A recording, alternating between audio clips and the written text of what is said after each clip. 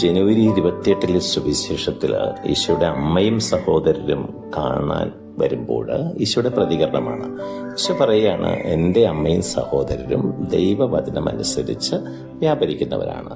സത്യത്തിൽ ഇത് പരിശുദ്ധ അമ്മയ്ക്കുള്ള ഏറ്റവും വലിയ അപദാനമാണ്. കാരണം ദൈവവചനത്തെ ഇത്രയും മനോഹരമായിട്ട് ജീവിച്ച, ദൈവവചനത്തെ ഇത്രയും ഗൗരവമായിട്ട് ജീവിതത്തിലേക്ക് എടുത്ത് ജീവിച്ച മറ്റൊരാൾ ചരിത്രത്തിലില്ല.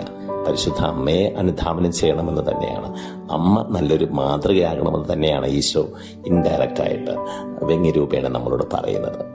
അമ്മയുടെ മാധ്യസ്ഥം തേടാം, വചനമാകുന്ന ദൈവത്തെ അനുധാവനം ചെയ്യാൻ, വചനം അവൾ ജീവിച്ചതുപോലെ ജീവിക്കാനുള്ള കൃപയ്ക്കായിട്ട് ഇന്ന് ഈ സുവിശേഷ ചിന്തയിൽ നമുക്ക് ധ്യാനിക്കുകയും പ്രാർത്ഥിക്കുകയും ചെയ്യാം.